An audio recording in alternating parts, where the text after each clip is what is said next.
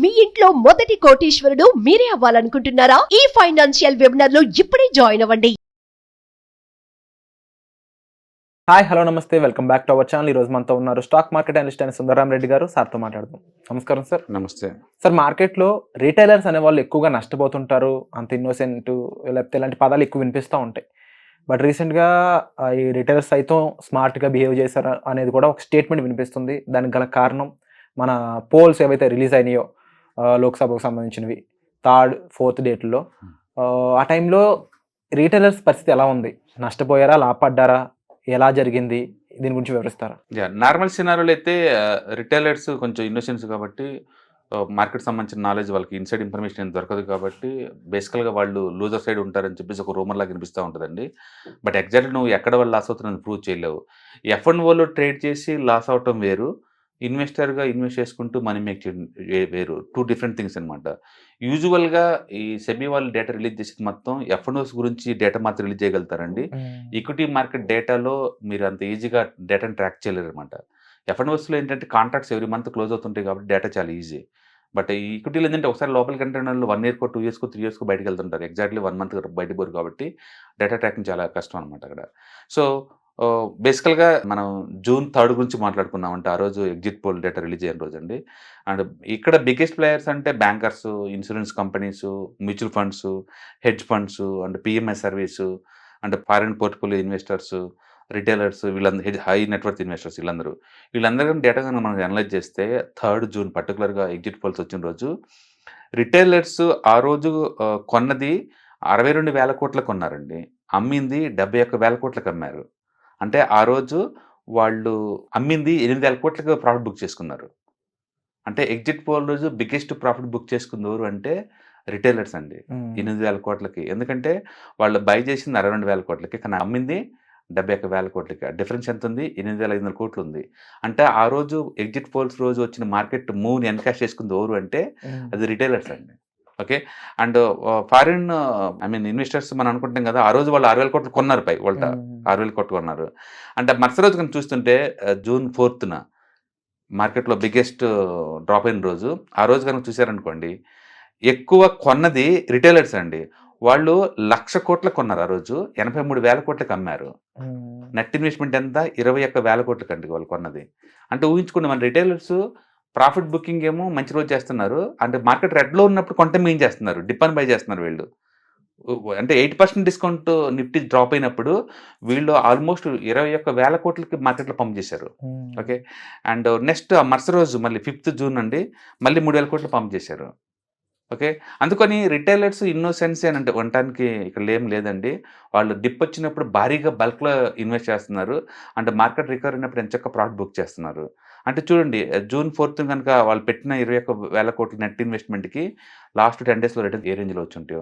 అందుకని ఈ ఎపిసోడ్ మొత్తం మీద రిటైలర్స్ ఎప్పుడు లాస్ అవుతారు అని ప్రూవ్ చేయలేవు.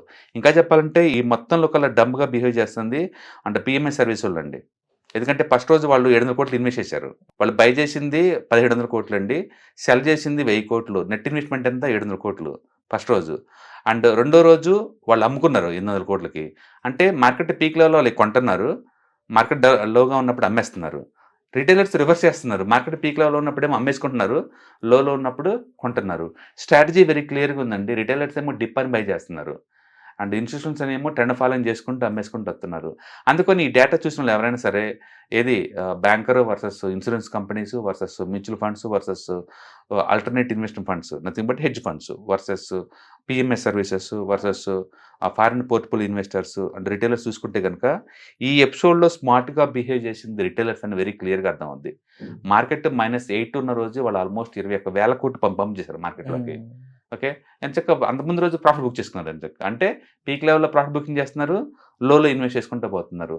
మీరు ఎక్కడ ప్రూవ్ చేయలేరు వాళ్ళు రాంగ్ సైడ్ ఉన్నారు లేదా లాస్ అవుతున్నారు అనే విషయాన్ని.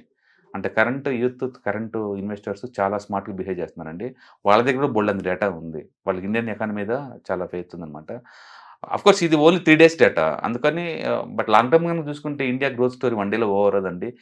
ఇలాంటి ఆపర్చునిటీస్ వస్తుంటే పోతుంటాయి. బట్ ఓవర్ పీరియడ్ ఆఫ్ టైంలో మాత్రం పాజిటివ్ బయాస్ మీద ఎక్కువ రిటర్న్స్ వస్తుంటాయి. దీన్ని బట్టి మనకేమవుతుందంటే రిటైలర్స్ అగ్రెసివ్‌గా ఇన్వాల్వ్ అవుతున్నారు మార్కెట్‌లోకి అండ్ బాగా సంపాదిస్తున్న విషయం క్లియర్‌గా అర్థమవుతుంది. సో, ముఖ్యంగా ఒకప్పుడున్న సినారియో అనేది సేమ్ రిపీట్ అవ్వడం లేదు ఈ అవును. టైంలో. అవును. ఎప్పటికప్పుడు మారుతా ఉంది, అప్డేట్ అవుతా ఉంది. అండ్ దానికి తగ్గట్టే ఇన్వెస్టర్స్ అయ్యుండొచ్చు, రిటైలర్స్ అయ్యుండొచ్చు, ఎవరి పొజిషన్ వాళ్ళకి అప్డేట్ అవుతా ఉన్నారు కదా! అవును.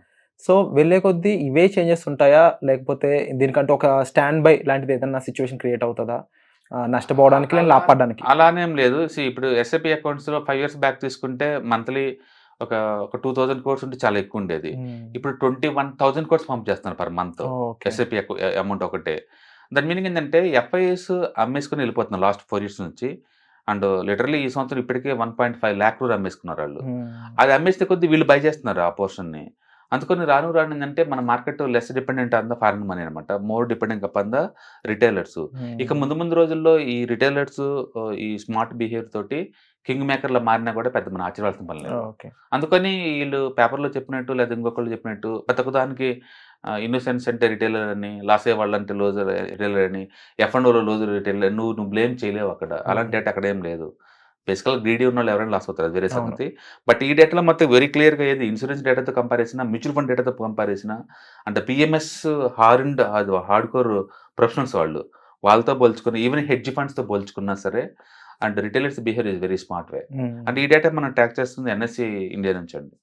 కాబట్టి అఫీషియల్‌గా మనం ఆ 3 రోజులు గనుక చూసుకుంటే the biggest beneficiary is retailers and ఒకే రోజు మార్కెట్ డ్రాప్ అయిన రోజు 21,000 క్రోర్స్ పంప్ చేశారు మార్కెట్‌లోకి. హ్మ్. అంటే వాళ్ళు అగ్రెసివ్ పంప్ చేస్తున్నారు. దాన్ని అడ్వాంటేజ్ తీసుకొని నెక్స్ట్ రోజు మళ్ళీ అంటే ప్రాఫిట్ బుక్ చేసుకుంటున్నారు. It's very smart behaviour. Wonderful sir. Thank you so much sir. ఇలాంటి సిట్యుయేషన్ మాకు వివరించినందుకు థాంక్ యూ సో మచ్.